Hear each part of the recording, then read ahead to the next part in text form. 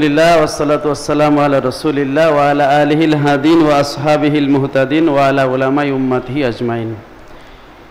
আলিম পরীক্ষা 2025 এর দোয়া উপলক্ষে আয়োজিত আজকের অনুষ্ঠান। সাথে আছে অনার্স ফাজিল অনার্স পরীক্ষা 2023 এর শিক্ষার্থীদের দোয়া অনুষ্ঠান এবং উভয় জামাতের আল মিশকাত স্মারক উন্মোচন এবং অনার্সের স্মারক উন্মোচন অনুষ্ঠানে উপস্থিত আছেন প্রধান অতিথি উস্তাজুল আসাতিজা হজরত মাওলানা রুহুল আমিন আফসারি, আমাদের শিরোতাজ সারসিনা আলিয়া মাদ্রাসার মোহতারাম অধ্যক্ষ মহোদয়। উপস্থিত আছেন ইসলামী বিশ্ববিদ্যালয় কুষ্টিয়ার অধ্যাপক ডক্টর কাউসার মোহাম্মদ বাকিবিল্লাহ স্যার। উপস্থিত আছেন অত্র মাদ্রাসার স্বনামধন্য অধ্যক্ষ মহোদয়, আসাতিজায়ে কেরাম, প্রিয় শিক্ষার্থী বন্ধুরা। পরীক্ষা একেবারে দোরগোড়ায় চলে এসেছে। ইতিপূর্বে বিভিন্ন হলে হলে দোয়া হয়েছে, সেখানে অনেক নসিহত হয়েছে, আপনাদের ওস্তাদরা নসিহত করেছেন। আমাদের অধ্যক্ষ মহোদয় তিনি প্রত্যেক পরীক্ষার আগে সার্বিকভাবে সমন্বিত নসিহত করেন, তার মধ্যে ইনশাআল্লাহ সব কিছু চলে আসে। তো এই পরীক্ষা সংক্রান্ত বিষয়ে আমি বলতে চাই না, আমি অন্য একটা প্রসঙ্গে দু একটা কথা বলতে চাই। সেটা হলো ইলমে দ্বীন অর্জন করা, এটা হলো ফরজে কেফায়া আবার ফরজে আইন, দুইটা ভাগ আছে। নিজের যতটুকু প্রয়োজন ততটুকু ইলমে দ্বীন শিক্ষা করা হলো ফরজে আইন। এটা যে বাড়িতে বসে থাকে ওই মুরব্বী, ওই সাধারণ কৃষক, তার জন্য যতটুকু, আমার জন্য ততটুকু। কিন্তু মাদ্রাসায় যারা শিক্ষায় শিক্ষিত হয় তারা যেটা কাজ করে সেটা হলো ফরজে কেফায়া জ্ঞানটা অর্জন করে। যেই জ্ঞানটা অর্জন করে তারা দেশে ফিরে গেলে তখন দেশের মানুষ তাদের সেই শরীয়তের সেই যে বিদ্যার যে তাদের চাহিদা আছে, যে মাসলা মাসাইলের চাহিদা, সেটা তারা পূরণ করবে এদের কাছ থেকে। সেটাই কোরআন শরীফের কথা, যে যখন তারা দেশে ইজা রাজাউ ইলাইহিম লাআল্লাহুম ইয়াহজারুন, ওই আয়াতে সেটাই বলা হয়েছে। তো আমরা কিন্তু ফরজে কেফায়া আদায় করতে আসছি। আর ফরজে কেফায়ার মাসলা কিন্তু আমরা জানি যে এটা যদি কেউ আদায় না করে সবাই পাপী হয়। যেমন জানাজার নামাজ কেউ না পড়লে সবাই গুনাহগার হবে, কিছু মানুষ পড়লে সবাই বেঁচে যাবে। তো আমরা কিন্তু আমাদের প্রত্যেকে আমাদের এলাকা থেকে আমরা সেই ফরজে কেফায়ার দায়িত্বটা নিয়ে এখানে আসছি। আমি যদি সেই ইলমে দ্বীন অর্জন না করি ভালোভাবে, তাহলে হচ্ছে আমার এলাকাবাসী সহ আমি সবাই গুনাহগার হব। এর প্রত্যেক ফালাউলা নাফারা মিন কুল্লি ফিরকাতিন মিনহুম তায়ফাতুন, প্রত্যেক বড় দল থেকে ছোট একটা দল ইলম অর্জন করবে ফরজে কেফায়া জ্ঞান, সেই জ্ঞান অর্জন করার। আজকাল দেখা যায় যে আলেম পাশের পরে বিশ্ববিদ্যালয়ে পড়ার জন্য অনেক ঝোঁক দেখা যায়। যে পারে সেও ওই দিকে দৌড়ায়, যে না পারে সেও দৌড়ায়। বিশ্ববিদ্যালয়ে পড়া আমি নিষেধ করতেছি না, অবশ্যই বিশ্ববিদ্যালয়ে পড়া দরকার আছে। আমাদের এখানে আজকে একজন স্যার আছে, তিনি তো সারসিনা আলিয়া মাদ্রাসা থেকে বাংলাদেশে তিনি সেই মেধা তালিকায় তিনি ছিলেন, ফার্স্ট ক্লাস সেকেন্ড ছিলেন কামিল হাদিসে। আবার এখানে আবার কুষ্টিয়া বিশ্ববিদ্যালয়, সেখানে তিনিও ফার্স্ট ক্লাস ফার্স্ট আরবিতে। আবার কুষ্টিয়া বিশ্ববিদ্যালয়ের শিক্ষক হয়েছেন, আবার বিসিএস ক্যাডারও হয়েছিলেন আমাদের বাকিবিল্লাহ স্যার। তিনি বিশ্ববিদ্যালয়ে পড়ছেন, এরকম অনেক উদাহরণ আছে।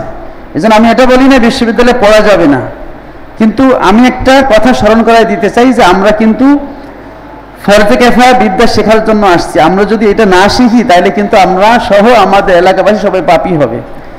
আমি যদি ডাক্তারি নাও পড়ি, তো ডাক্তার হওয়ার জন্য লোক দাঁড়ায় আছে লাইনে, কিন্তু আমি যদি ইলমে দ্বীন না শিখি তাহলে এই বুখারী পড়ানোর জন্য, এই তাফসিরে জালালাইন, এই মিশকাত পড়ানোর লোক কিন্তু আর হচ্ছে না। ওই পাশ থেকে এই পাশে কেউ আসতেছে না, কিন্তু এই পাশ থেকে ওই পাশে কিন্তু সবাই যাচ্ছে, স্রোতের গতিতে যাচ্ছে, খুব দ্রুত গতিতে যাচ্ছে। তাতে কিন্তু আমাদের এই দিকের যে রেজাল্টটা শূন্য হয়ে যাচ্ছে। এখানে কয়েকদিন পরে বুখারী শরীফের নাম বলার মতো লোক থাকবে না।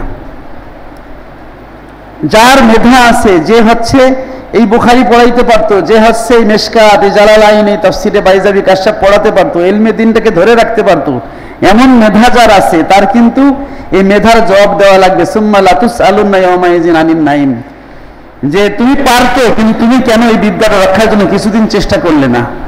এই দায়িত্ববোধটা আমি আমার ছাত্র ভাইদের ব্রেনে ঢুকাই দিতে চাই যে আমাদের পিতামাতা যখন আমাদেরকে মাদ্রাসায় ভর্তি করেছিল কি উদ্দেশ্যে?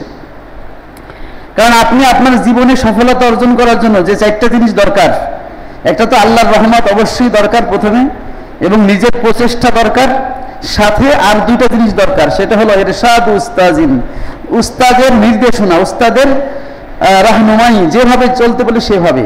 আর আছে দোয়াউল ওয়ালিদাইন, পিতা মাতার দোয়া। তাহলে নিজের প্রচেষ্টা, পিতা মাতার দোয়া, উস্তাদের নির্দেশনা আর আল্লাহর রহমত, এই চারটা হলে আপনি আপনার লক্ষ্যে পৌঁছতে পারবেন ইনশাআল্লাহ। কিন্তু অনেক সময় আমরা পিতা মাতাকে বাধ্য করি, তাদের ইচ্ছার বিপরীতে চলে যায়, তখন কিন্তু দোয়াটা পাওয়া যায় না।